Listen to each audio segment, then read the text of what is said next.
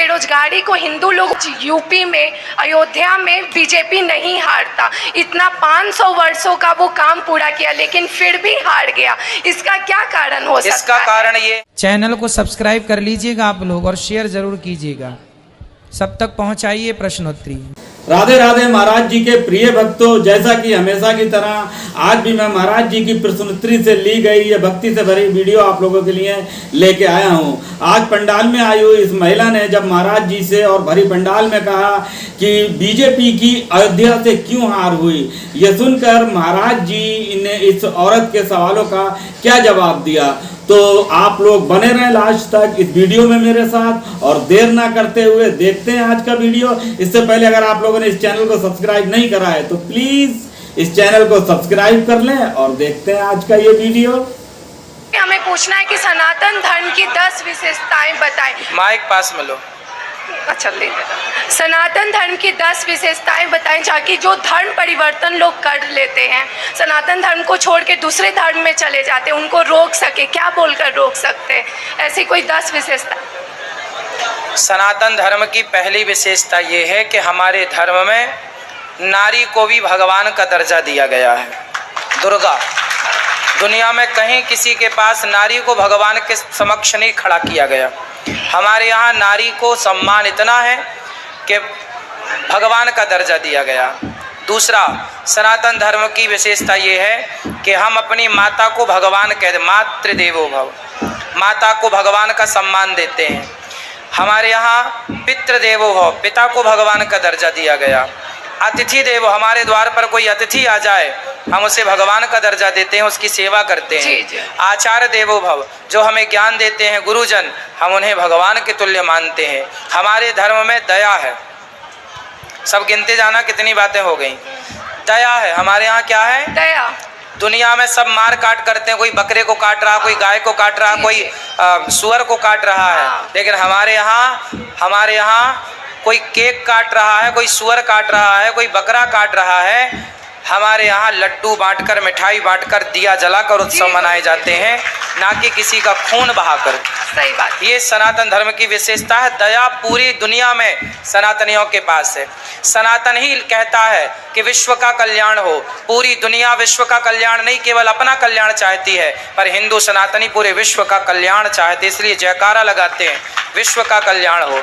एक हिंदू है जो कहता है कि अधर्म का नाश हो। हम व्यक्ति का नाश कभी नहीं करते, ना व्यक्ति का नाश चाहते हैं। व्यक्ति के अंदर की बुराई का नाश करते हैं और बुराई का नाश चाहते हैं। आप बुरे नहीं होते, आपके अंदर की बुराई बुरी होती है। हम व्यक्ति के दुश्मन नहीं है, हम व्यक्ति के भीतर की बुराई के दुश्मन है, इसलिए अधर्म का नाश हो कहा जाता है।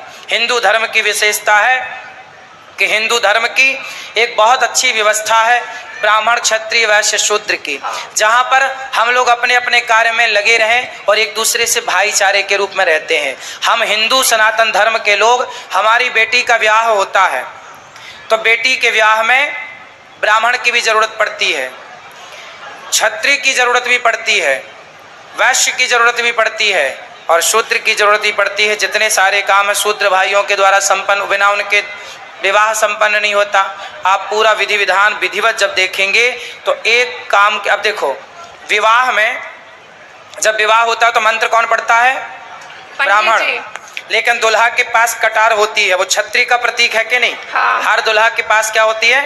कटार, कहीं तलवार लेके चलने की। वो क्षत्रिय का, ब्राह्मण का भी ब्याह है तो क्षत्रिय तलवार लेके चल, वो ब्राह्मण क्षत्रिय का प्रतीक है, क्षत्रित्व को वो दर्शा रही है तलवार, है ना। वैश्य कहाँ काम आता है विवाह में? अरे वैश्य के घर से ही, व्यापारी के घर से खाद्य राशन कहाँ से लाते हो? शादी ब्याह में, है ना, जरूरत पड़ती है उसकी। और हमारे यहाँ पाँव में माहौर लगाने वाला, घर में छोटे छोटे जो काम होते सब करने वाले शूद्र भाई, मतलब हमारी इतनी अच्छी व्यवस्था है कि एक बेटी का ब्याह हो तो हम चारों भाई इकट्ठे हो जाते हैं एक जगह, ब्राह्मण, क्षत्रिय, वैश्य, शूद्र। हम संगठित रहते हैं, लेकिन कुछ लोगों ने जातिवाद का जहर घोल के हम लोगों को आपस में लड़ा दिया, ये बाद का विषय हो गया। तो सनातन धर्म संगठन का प्रतीक है। सनातन में जितना संगठन था उतना कहीं नहीं था, लेकिन बिखर गए लोगों ने, जयचंद जैसे लोगों ने लड़ाया बाद में। तो हिंदू धर्म की विशेषता, इतनी विशेषताएं हैं कि हम हिंदू प्रकृति के पुजारी हैं। हम किसकी पूजा करते हैं? पीपल की, नीम सूर्य की, जल की, पहाड़ों की, गिरिराज जी की पूजा। हम प्रकृति के पुजारी हैं। दुनिया आज जाने की प्रकृति की कितनी आवश्यकता। गर्मी पड़ी, लोगों ने कहा पेड़ लगाओ। भाई तुम पेड़ आज लगाने का कह रहे हो, हमारे ऋषि मुनियों ने अनादिकाल से पेड़ की पूजा करने का क्या उद्देश्य है कि हम वृक्षों का आदर करें, सम्मान करें, है ना। तुलसी से लेकर पट तक का हम पूजा करते हैं। ये हिंदू धर्म की विशेषता है। हिंदू धर्म की विशेषता और है, हिंदू धर्म की विशेषता है कि हिंदू ही एक पूरी दुनिया में कैसा है जो पूरी दुनिया को ज्ञान दे करके उसका मार्गदर्शन करता है। इसलिए भारत को विश्व गुरु कहा जाता है। भारत ने दुनिया को शून्य दिया, भारत ने दुनिया को दशमलव दिया। हम सनातनियों ने, आर्यभट्ट कौन थे? सनातनी थे। हाँ। आर्यभट्ट सनातनी थे जिन्होंने शून्य दे करके दुनिया को 10 के पहाड़ा पढ़ाया। तो ये दुनिया सनातन इतना है, सूर्य से लेके चांद तक, पृथ्वी से लेके आकाश तक, ऊपर से लेकर नीचे तक। हमारे यहाँ एक सागर का नाम है हिंद महासागर। हाँ। हिंदुओं के नाम से हिंद, विंध्य, हिमाचल, यमुना, गंगा, उच्छल जलधि तरंग। गुरुजी, मैं पूछना चाहती हूँ कि अपने सामने जो धर्म परिवर्तन लोग कर देते हैं, ये बहुत गलत है। सामने से देखना भी गलत है, करना भी गलत है। तो उसको कैसे रोकें? उन लोगों को कैसे समझाएं कि ये गलत है? बहुत लोग क्रिश्चियन में चले जाते हैं, बहुत लोग कहीं चले जाते हैं, ये बहुत गलत है। उनको ये पूछो कि आपको सनातन धर्म में दिक्कत क्या है, क्या समस्या, फिर वो बताएंगे कि हमें ये समस्या आ रही है। वो लोग बोलते हैं बहुत अंधविश्वास है। क्या अंधविश्वास है? बोले पीपल की पूजा करना अंधविश्वास है? बोले अपने माँ को भगवान कहना, माँ की सेवा करना, मातृदेवो भव, ये अंधविश्वास है? हम क्या कहते हैं? माँ की सेवा करो, पिता की सेवा करो, क्या ये अंधविश्वास है? अरे हिंदू ऐसा है जो कहता है माँ में भी भगवान है और पत्थर में भी भगवान है। हम सजीव हो या निर्जीव हो, दोनों को भगवान के तुल्य समझते हैं। ये अंधविश्वास है क्या? हम नदियों की पूजा करते हैं, क्या ये अंधविश्वास है? हम पहाड़ों की पूजा करते हैं, क्या ये अंधविश्वास है? आज पहाड़ खतरे में है, दुनिया कह रही है। हम पूजा करते आए, मेन सम्मान करते आए हैं। आज गिरिराज जी का पूजन हम लोग ना करते तो ये गिरिराज जी ना होते। गिरिराज जी का पूजन करके आप लोगों ने, सनातनियों ने गिरिराज जी को बचाया, वरना कितने लोगों ने घर बना बना के सब खत्म हो जाता। पर पहाड़ों को भी सुरक्षित किया, कामतानाथ जी को सुरक्षित किया। तो हम, क्या ये अंधविश्वास है कि हम प्रकृति को बचा रहे हैं? हम घर घर तुलसी लगवा रहे हैं, सनातनी तुलसी। जिसके घर में तुलसी होगी वो सनातनी है। तुलसी ऑक्सीजन देती है, जो काम पीपल करता है इतना बड़ा, वही काम छोटी सी तुलसी कर देती है। क्या ये अंधविश्वास है? अंधविश्वास तो वो है जो लोग जा जाके शराब पिला रहे हैं। हमारे यहाँ शंकर जी को पानी चढ़ाया जाता है, दूध चढ़ाया जाता है, औरों की जगह तो जाके शराब चढ़ाई जाती है उनके देवी देवताओं को, जो भी होते हैं उनके कहा शराब। अब शराब चढ़ाना अंधविश्वास नहीं है। अरे दूध, हमारे यहाँ तो खूब दूध होता था गाय का, तो शंकर जी को ही पिलाते थे, नदियाँ बहती थी दूध की। गुरुजी, तिलक लगाने का क्या उपदेश है?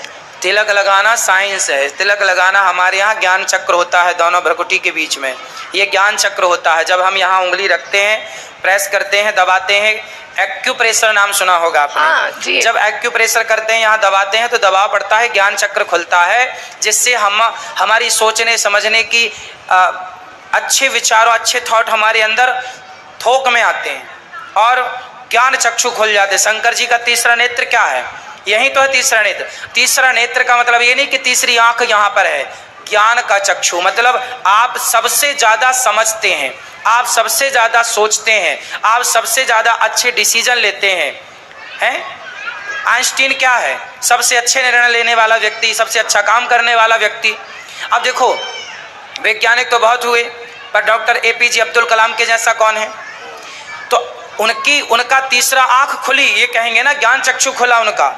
जो भी अच्छा काम किया। आर्यभट्ट कौन थे? गणितज्ञ तो आज भी बहुत सारे हैं, पर आर्यभट्ट जैसा गणितज्ञ कौन होगा जो आज तक के लिए सिद्धांत दे के चले गए? तो उनका तीसरी आंख खुली थी। तीसरा आंख मतलब ज्ञान चक्षु। तो जो विशेष हो समाज में, जो विशेष हो, जैसे वर्तमान में कह सकते हैं कि मोदी जी हैं, विशेष कार्य कर रहे हैं, ज्ञान चक्षु खुला हुआ, उनका तीसरी आंख खुली हुई है। तो जो विशेष कार्य कर रहे हैं, समाज में अच्छे कार्य कर रहे हैं, आप कह सकते हैं शंकर जी का पूरा खुला था, आपका जरा सा खुला है। पर आप यदि अच्छा कर रहे हैं तो आपके क्योंकि दो आंखों से तो सब देख रहे हैं, पर तीसरी आंख है जिसके एक अलग दृष्टिकोण। भाई जो सब सोच रहे हैं वो ही आप सोच रहे हैं तो क्या आश्चर्य है। जो सब कर रहे हैं वो ही आप कर रहे हैं तो क्या, जो आप सबसे हट के कर जाएं, सबसे बढ़िया। आप जैसे ज्ञान चक्षु देखिए, सुंदर पिचई है, उसने मोबाइल पे कैसा एप्लीकेशन दे दिया जिसको आप मैप कहते हैं। आज फलाने को घर में आपको जाना हो, मोबाइल पर डाल दीजिए हम इसके घर जाना है, तुरंत लोकेशन दे देगा, आप उसी रास्ते बिना पूछे चले जाइए। आज के 20 साल 100 साल पहले सबको भाई फलाने के घर जाना कहाँ है, भाई फलानी गली कहाँ है, भाई फलाना गांव कहाँ है, भाई फलाना शहर का, आजकल कोई नहीं पूछता, गूगल पर डाला। अब गूगल पे इतना बड़ा काम करने वाला सुंदर पिचई है तो उसका तीसरा आँख नहीं खुला क्या? यही तो तीसरा ज्ञान चक्षु है। तो जब आप यहाँ तिलक लगाते हैं तो तिलक लगाने वाले जो साधु संत होते हैं वो सामान्य लोगों से ज़्यादा ज्ञान रखते हैं। तिलक लगाने से यहाँ का ज्ञान चक्षु खुलता है और आप बुद्धिमान होते हैं, सबसे अलग करते हैं। गुरुजी एक और सवाल है, अपने धर्म को ऊपर रखना है या बेरोजगारी को? बेरोजगारी तो भाई अकर्मण्यता है, कोई बेरोजगारी नहीं है देश में। ये मूर्खता है। अब दिन भर 2020 देखते हैं, 5 घंटा क्रिकेट, और बाद में हम बेरोजगार। अरे नालायको, 5 घंटे तुमने क्रिकेट देखा, उसमें कुछ काम करते तो तुम्हारा यश खूब होता, पैसा खूब होते। अब कुछ करोगे धरोगे नहीं, खटिया तोड़ोगे और कहोगे कि जी हम बेरोजगार हैं। काहे के बेरोजगार हो? आज इतना काम है कि करने वालों की कमी नहीं। आप लेबर ढूंढने जाओ, लेबर नहीं मिल रही है। आप इंजीनियर ढूंढने जाओ, इंजीनियर नहीं मिल रहे हैं। आप डॉक्टर ढूंढने जाओ, डॉक्टर नहीं मिल रहे हैं। हर जगह हर फील्ड में अच्छे लोगों की कमी है। आप अच्छे बनो, अब कचरा बनोगे तो कौन पूछेगा? आप अपने काम में परफेक्ट बनो। अच्छे लोग तब भी कीमती थे, आज भी कीमती हैं। जो नालायक हैं उन्हें रोना है तो रोते, तब भी रो रहे थे, आज भी रो रहे हैं। काम करने वाले आज भी हमें चाहिए। हमें अब ये बिल्डिंग बन रही है, हमें चाहिए कि भाई पीओपी करने वाला मिल जाए, हमें चाहिए कि यहाँ प्लम्बिंग करने वाला प्लम्बर मिल जाए। मिल ही नहीं रहे लोग, काम डिले हो रहा है, रुका पड़ा है, काम ही नहीं हो रहा है। लेकिन करने वाले नहीं, करने वाले होते तो काम कब का हो जाता। आज लोग कहते हैं बेरोजगारी, जो नहीं करना चाहते साहब, जो बैठे बैठे खाना चाहते हैं वो बेरोजगार हैं। जो कुछ करना चाहते हैं वो बिल्कुल बेरोजगार नहीं है, खूब काम है। लेकिन गुरुजी अगर ये बेरोजगारी को हिंदू लोग ऊपर नहीं रखते तो आज यूपी में अयोध्या में बीजेपी नहीं हारता। इतना 500 वर्षों का वो काम पूरा किया लेकिन फिर भी हार गया। इसका क्या कारण हो सकता है? इसका कारण ये है कि हम हिंदू संगठित नहीं हैं। हम संगठित होते, अब राम मंदिर बनाने वाले हार गए और राम भक्तों पर गोली चलाने वाले जीत गए। यही बात है। अब ये संगठन जब देश गुलाम क्यों हुआ? ये कोई आज की बात मत करो बेटा, आज के 700 साल पहले की बात कर लो तो भी भारत की स्थिति नहीं सुधरेगी। पहले भी मुगल आए तो हम एक राजा दूसरे राजा से लड़ गया। अंग्रेज आए, अंग्रेजों ने एक राजा को दूसरे, अंग्रेजों ने नारा दिया था फूट डालो शासन करो। ये तो खंजर घोंपने ये हिंदू लोग समझते नहीं है कि हमें आपस में संगठित रहना चाहिए। जो सनातन को लेके चल रहे हैं उस सनातनी का कभी साथ मत छोड़ देना, वरना बहुत बड़ी क्षति होगी समाज की। एक लास्ट प्रश्न है गुरुजी, अपने माइंड को पॉजिटिविटी कैसे रखें? मतलब बहुत नेगेटिविटी माइंड में भर जाता है, नकारात्मक ऊर्जा ज़्यादा रहता है पॉजिटिव माइंड में। एक गिलास में गंदा पानी भरा है, हाँ, बताओ उस गंदे पानी को साफ पानी में कैसे बदलें? आप बताओ, गंदे पानी को साफ पानी में कैसे तब्दील करें? पता नहीं गुरुजी। गंदा पानी भरा है एक बाल्टी में या एक गिलास में, आप उसमें साफ पानी डालते रहिए। क्या करते रहिए? केवल साफ पानी डालते रहिए, डालते रहिए, डालते रहिए, डालते रहिए। आप देखेंगे कि वो गंदा पानी अपने आप भर जाएगा और गिलास साफ पानी से भर जाएगी। जब अंदर नेगेटिविटी ज़्यादा हो तो पॉजिटिविटी से अपने आप को इतना भर लो कि नेगेटिविटी अपने आप बह जाए, समाप्त हो जाए। पॉजिटिविटी की ज़्यादा ज़रूरत है। धन्यवाद गुरुजी। राधे। तो देखा आप लोगों ने, महाराज जी ने कितनी अच्छी तरीके से इन सवालों के जवाब दिए जो हर भक्त के समझ में आ गया और पंडाल में बैठे हर शख्स को ये समझ में आ गया। तो दोस्तों, अगर आपको ये वीडियो पसंद आता है तो आप इसे लाइक व शेयर करें, और हाँ, महाराज जी के प्रिय भक्तों कमेंट में राधे राधे लिखना ना भूलें। राधे राधे, जय श्री राधे।